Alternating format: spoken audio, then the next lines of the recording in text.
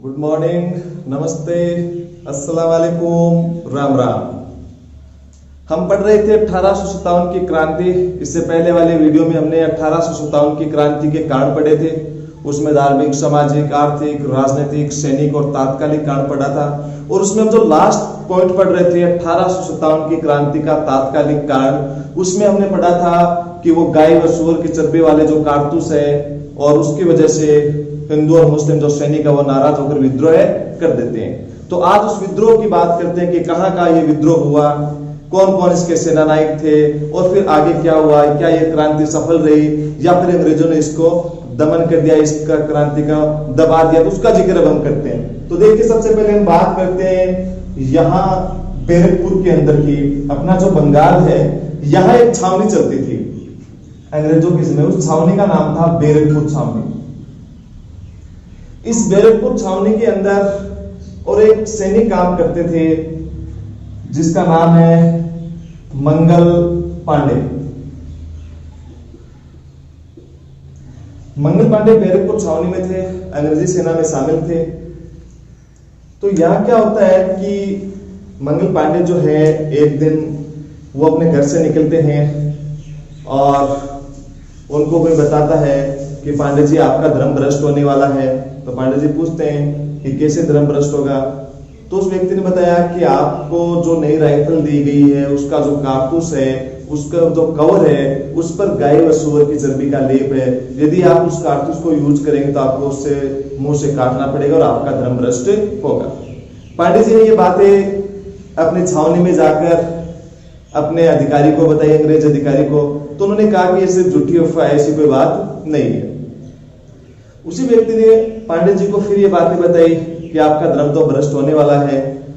पांडे जी जो है वो छावनी में आते हैं, अपने सैनिकों को बताते हैं कि हमारा ये जो राइफल है, उसका जो कारतूस, उस पर गाय व सूअर की चर्बी का लेप है, ये अंग्रेज हमारा धर्म भ्रष्ट करने पर तुले हुए हैं। तो कुछ अंग्रेज अधिकारी वहां आते हैं और पांडे को और बाकी जो सैनिकों को उकसाने के लिए बंद करते हैं कि आप इस प्रकार के कार्य नहीं कर सकते, आप सैनिकों को उकसा नहीं सकते। और वहां दोनों के बीच छोटी मोटी नोकझोंक होती है और उस नोकझोंक में पांडे जी को गुस्सा आता है और वो गोली चला देते हैं। और उसके अंदर दो अंग्रेज अफसरों को गोली मार दी थी। एक तो थे बाघ और दूसरा था हुसैन। ये कब की बात है वो देखिए, ये बातें हैं 29 मार्च की 1857। यहां दो अंग्रेज अफसर बाघ और हुसैन मारे गए। तो बात करते हैं बैरकपुर छावनी की। सबसे पहले जो क्रांति का जो पहला जो केंद्र था, पहली जो घटना थी, वो थी बैरकपुर छावनी। प्रश्न देखिए क्या बनेगा। प्रश्न इसमें यह पूछेगा 1857 की क्रांति के प्रमुख केंद्रों का वर्णन कीजिए, या फिर 1857 की क्रांति की प्रमुख घटनाओं का वर्णन कीजिए, या 1857 की क्रांति के प्रचार प्रसार को स्पष्ट कीजिए। तो ये प्रश्न पूछा जा सकता है। इसमें जब हम पहला पॉइंट ले रहे हैं, पहला जो हमारा पॉइंट है वो है बैरकपुर। कौन थे यहाँ सेनानायक बैरकपुर के अंदर? मंगल पांडे थे, पहले जिक्र कर चुके हैं उसका। मंगल पांडे कब? 29 मार्च 1857 को। वो कौन से अधिकारी थे जिनको मंगल पांडे ने गोली मारी थी? बाघ और ह्यूसन, इन दो अधिकारियों को गोली मार दी थी। फिर पांडे जी को गिरफ्तार कर लिया गया और उनको 8 अप्रैल 1857 को ही फांसी दे दी गई।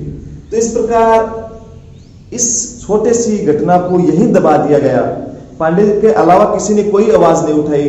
तो ये बैरकपुर वाली जो घटना है वो इसका यही दमन कर दिया गया। तो ये हो गया मंगल पांडे और बैरकपुर छावनी की घटना की बात। अब हम आगे जिक्र करते हैं, दूसरे पॉइंट की ओर बढ़ते हैं, वो है मेरठ। क्रांति की जो शुरुआत है वो मेरठ से हुई थी। मेरठ जो है वो यहां यूपी के अंदर है।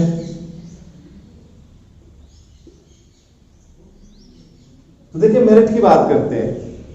मेरठ के 85 सैनिकों ने 9 मई का जिक्र कर रहे हैं, डेट थी 9 मई 1857 की।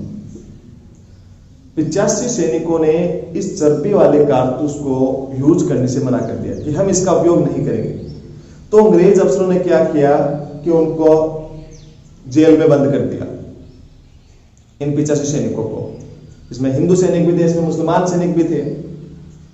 उनके जो साथी जो थे, बाकी जो सेना के और जो जवान थे, वो बाहर गए हुए थे। तो वहां वो क्या करते हैं कि बाहर जा रहे थे, इस प्रकार का ये वो रास्ता है, और यहां से कुछ सैनिक जो है वो जो इस मेरठ छावनी के थे वो जा रहे थे। तो यहाँ बीच में कोई पनघट था जहां महिलाएं है वो पानी भर रही थी, अपने सर पर घड़ों को लेकर जा रही थी। तो कुछ महिलाएं यहां खड़ी हुई हैं पनघट पर। तो उसमें जो सैनिक ये जा रहे हैं, ये सैनिक जो है वो क्या करते हैं, वहां किसी महिला के साथ बदतमीजी कर लेते हैं और उनको ये कहते हैं कि आप अगर आप कहें तो हम आपको चूड़ियां ला दें। तो उसमें एक महिला ने जवाब दिया कि ठीक है, आप यहाँ आइए, और उसने कुछ पैसे दिए कि ठीक है, आप मेले में जा रहे हो, बाजार जा रहे हो, तो सबसे अच्छी चूड़ी लेकर आना, और वो चूड़ियां जो है वो आप ही पहन लेना। तो सैनिक को गुस्सा है कि आप ऐसे कैसे बोल रहे हो। तो उसने बताया कि आप यहां हमारे सामने मर्दानगी दिखा रहे हो, कल ही आपके साथी जो सैनिक थे उनको जेल में बंद कर दिया गया है, उनको रिहा करवाओ। तो ये जो बातें इन सैनिकों को लग गई, इनके दिल पर लग गई, ये यहां से वापस जाते हैं और जाकर जो अपने जो 85 सैनिक थे और उनको जेल से रिहा करवा देते हैं। उन सैनिकों को 9 मई को जेल में डाला गया था। जिस हम इस घटना की बात कर रहे हैं, यह है 10 मई की, और ये सैनिक वापस लौट कर जाते हैं फिर छावनी के अंदर 10 मई को, और अंग्रेज अफसरों को गोली मार दी, अंग्रेज सैनिकों को मौत के घाट उतार दिया। जो कुछ जिंदा बचे वो यहां से भाग गए, और जो सैनिक जो थे 85 सैनिक, उनको जेल से रिहा करवा दिया गया। और मेरठ जो छावनी थी, वो छावनी इन्होंने अपने अधीन कर ली, यानी मेरठ पर जो है वो क्रांतिकारी सैनिकों का अधिकार हो गया। यहां से पर क्रांतिकारी जो सैनिक है वो दिल्ली के लिए रवाना हो गए। इनके पास दिल्ली था, दिल्ली के लिए रवाना हो गए। दिल्ली में उस समय बहादुर शाह जफर का शासन चल रहा था, यहाँ के बादशाह बहादुर शाह जफर थे। तो दिल्ली चले गए। 11 मई की सुबह को यह पहुंचते हैं, जबरदस्ती बहादुर शाह जफर के महल में घुस जाते हैं और बहादुर शाह जफर जिंदाबाद के नारे लगाते हैं और कहते हैं कि हमने जो है अंग्रेजों के खिलाफ विद्रोह कर दिया, हमने शुरुआत कर दिया, मेरठ पर हमारा अधिकार भी हो चुका है, आप हमारी इस क्रांति का नेतृत्व कीजिए। तो बहादुर शाह जफर लगभग 80 वर्ष के थे, उन्होंने मना कर दिया। लेकिन उनके जो सेनापति थे बख्त खान,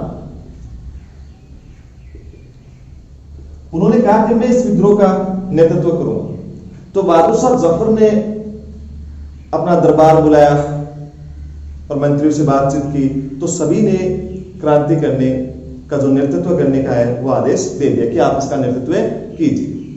तो दिल्ली में हम कह सकते हैं कि 11 या 12 मई को क्रांति की शुरुआत हुई, और यहां बहादुर शाह जफर के नेतृत्व में यह क्रांति होती है, और दिल्ली का जो सेनापति था निकलसन, वो मारा जाता है, और 12 मई को बहादुर शाह जफर ने दिल्ली पर अधिकार कर लिया, अंग्रेजों को यहां से भगा दिया।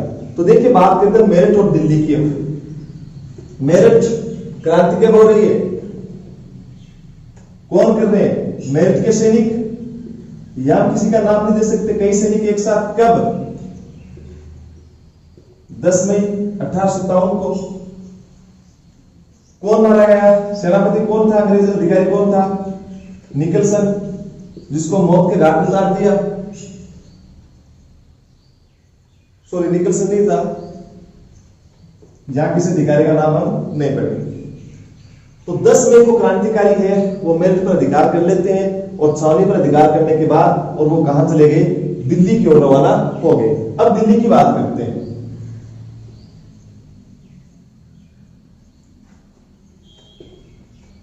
दिल्ली में किसका शासन था? बहादुर शाह जफर का। तो यहां जो नायक है वो कौन है? बहादुर शाह जफर। लेकिन वास्तव में नेतृत्व किसने किया? इनके सेनापति बख्त खान ने कब 11 या 12 मई को कौन मारा गया? निकलसन। तो दिल्ली पर जो है भारतीय सैनिकों का अधिकार हो गया। लेकिन फिर क्या है कि कैप्टन हडसन जो है,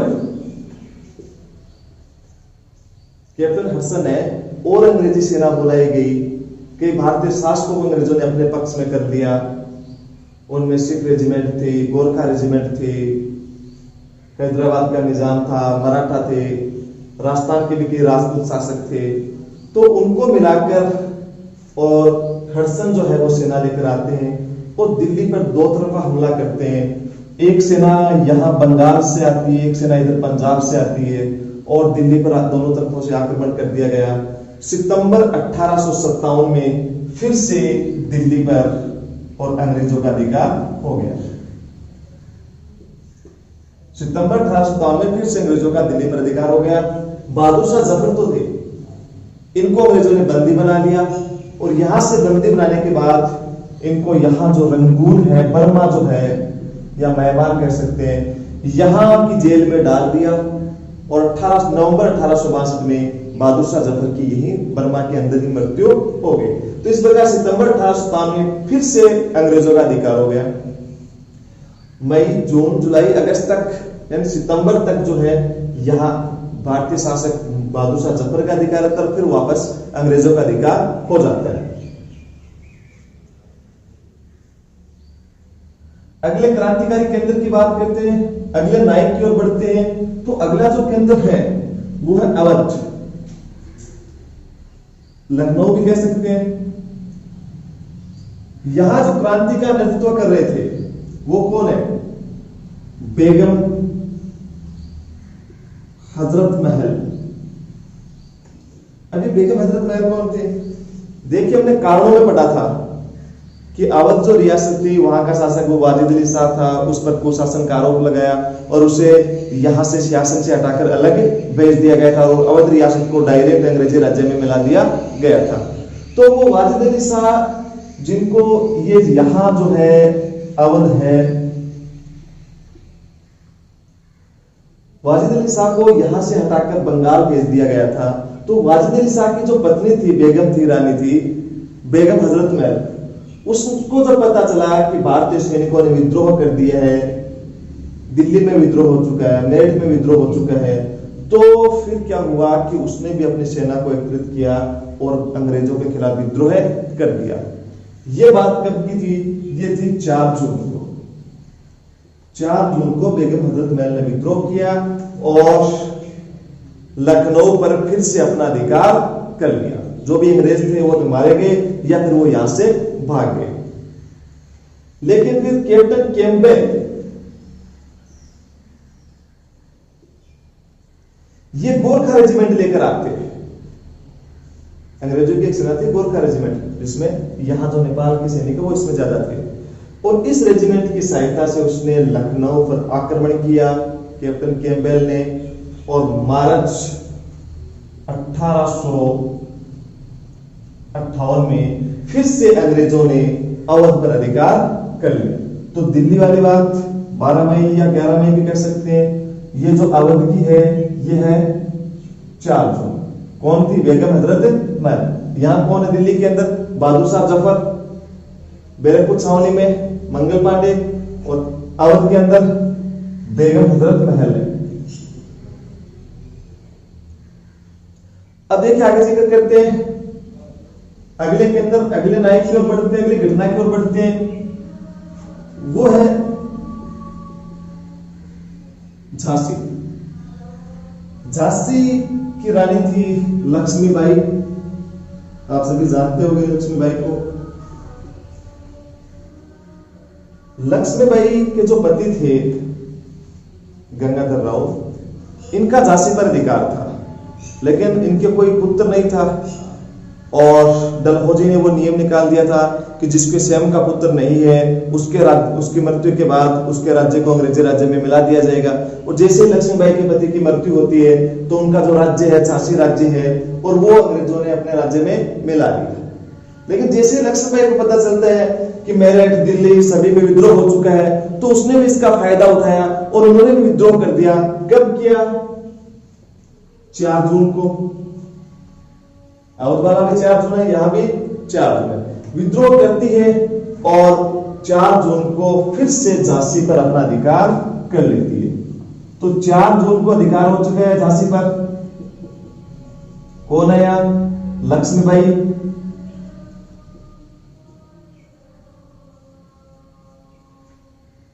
अब झांसी पर जून में लक्ष्मीबाई का अधिकार हो चुका है। फिर आगे क्या होता है कि कैप्टन ह्यूरोज ये सेना लेकर आते हैं, कैप्टन ह्यूरोज, और झांसी पर आक्रमण करते हैं। यहां लक्ष्मीबाई के साथ तात्या टोपे भी थे, उनका जिक्र आगे करते हैं तात्या टोपे के बारे में। तात्या टोपे है वो लक्ष्मीबाई के पास थे यहां झांसी के अंदर। कैप्टन ह्यूरोज है वो अंग्रेजी सेना लेकर आक्रमण करते हैं। लक्ष्मीबाई पराजित होती है और अप्रैल 1858 के अंदर अंग्रेजों का झांसी पर अधिकार हो गया। लेकिन लक्ष्मीबाई जो है वो यहां झांसी से भागकर सात आठ पे ग्वालियर आ जाती है। झांसी उत्तर प्रदेश के अंदर है, यह ग्वालियर जो है वो मध्य प्रदेश के अंदर है, तो वो भागकर यहां आ गई और उसने ग्वालियर पर अधिकार कर लिया। जनता ने साथ दिया लक्ष्मीबाई का, लेकिन ह्यूरोज भी पीछा करता हुआ और झांसी से ग्वालियर आ गया। यहां पर इनके बीच संघर्ष होता है जिसमें लक्ष्मीबाई वीरता से सामना करती है, लेकिन लड़ते हुए वीरगति को प्राप्त होती है। 17 जून और 1858 को लक्ष्मीबाई ने लड़ते हुए वीरगति को प्राप्त हुई और ग्वालियर पर अंग्रेजों का अधिकार हो गया। तात्या टोपे जो साथ थे वो यहां से भागकर राजस्थान की ओर आते हैं और लगभग पूरे राजस्थान में यहाँ के शासकों से सहायता मांगते हैं, लेकिन राजस्थान के किसी शासक ने उनकी कोई सहायता नहीं की और फिर ये यहाँ से बाहर चले जाते हैं। तो तात्या टोपे के बारे में हम अगले वीडियो के अंदर पढ़ेंगे। फिलहाल हम लक्ष्मीबाई के बारे में पढ़ रहे हैं। तो यहाँ जो है अप्रैल 1858 में फिर से झांसी पर और अंग्रेजों का अधिकार हो गया। अब हम अगली घटना, अगले नायक, अगले केंद्र की ओर बढ़ते हैं और वो केंद्र है कानपुर।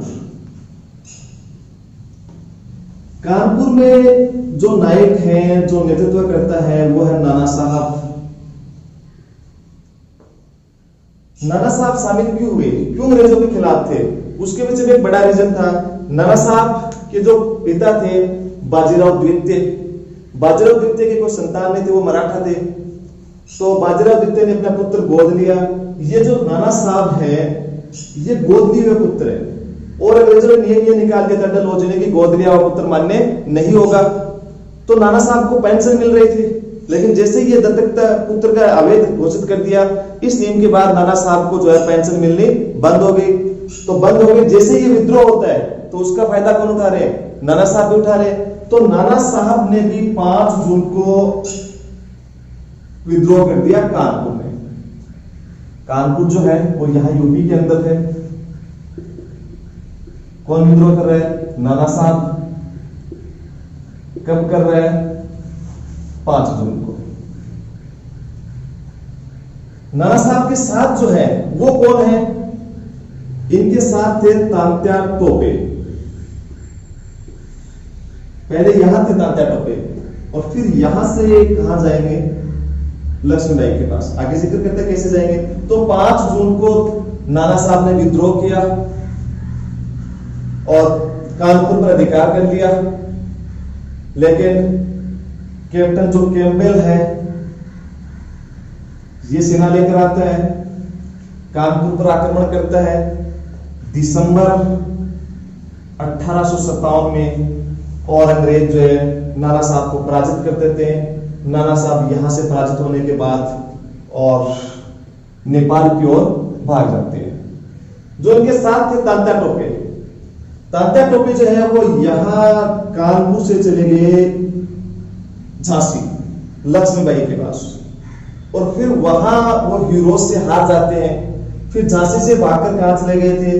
ग्वालियर चले गए थे और ग्वालियर में ह्यूरोज पीछा करता हुआ आ जाता है और वहां लक्ष्मीबाई लड़ते हुए वीरगति को प्राप्त होती है और जो तात्या टोपे है वो फिर राजस्थान में आते हैं और राजस्थान में किसी ने सहायता नहीं की। इनके बारे में आगे पढ़ेंगे।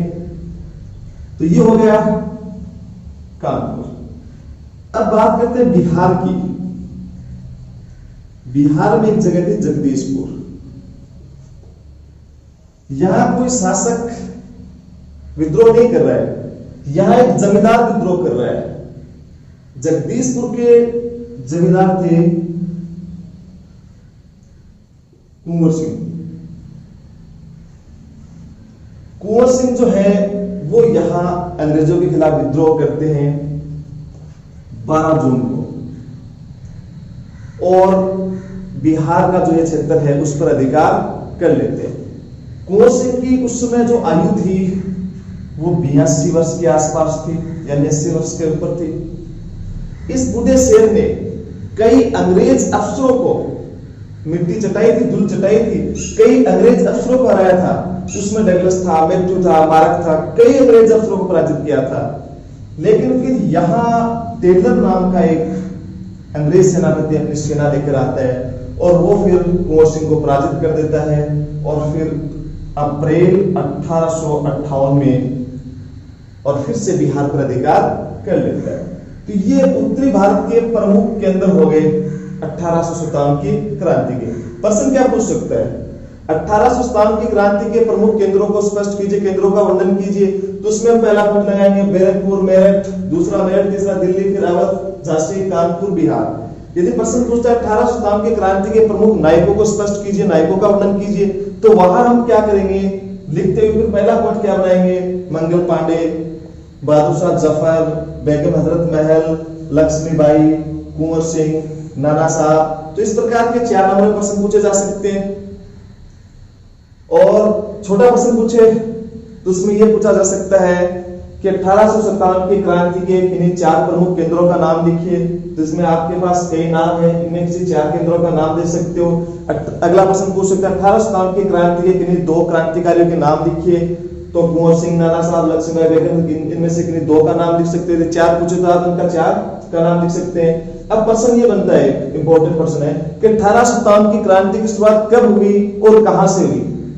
तो देखिए कब हुई, पहली घटना ये मार्च वाली है, लेकिन यहां से क्रांति का क्रम आगे नहीं बढ़ रहा है। मंगल पांडे सिर्फ एक अकेले व्यक्ति ने विद्रोह किया था और उनको जैसे गिरफ्तार कर लिया, किसी ने कोई आवाज नहीं उठाई और ये घटना यही दबा देगी। इसलिए हम जो क्रांति की शुरुआत की जो डेट पढ़ेंगे वो कब की पढ़ेंगे, 10 मई की पढ़ेंगे। तो क्रांति की शुरुआत कब हुई, 10 मई को। कहां से, मेरठ से। इसमें एक प्रश्न ये पूछा जा सकता है 2 नंबर में कि 1857 की क्रांति का नेतृत्व करने वाले किन्हीं 2 महिलाओं के नाम बताइए। तो वो 2 महिलाएं कौन होंगी, बेगम हजरत महल और दूसरी लक्ष्मीबाई, या फिर इनमें से सुमेलित कीजिए। इस प्रकार के प्रश्न पूछे जा सकते हैं। इसमें एक तरफ जो है छावनी का नाम दे दिया, बैरकपुर, दिल्ली, अवध, झांसी, और सामने जो है परिवर्तन करके इनके नाम दिए जा सकते हैं। जैसे बैरकपुर के सामने नाम दे दिया बहादुर शाह जफर, दिल्ली के सामने नाम दे दिया बेगम हजरत महल, अवध के सामने नाम दे दिया मंगल पांडे। तो इस प्रकार से चेंज करके भी पूछ सकते हैं, तो आपको उसमें सुमेलित करना होगा। तो ये हो गया 1857 की क्रांति। बाकी बात जो हम अगले वीडियो में पढ़ेंगे। जय हिंद, जय भारत।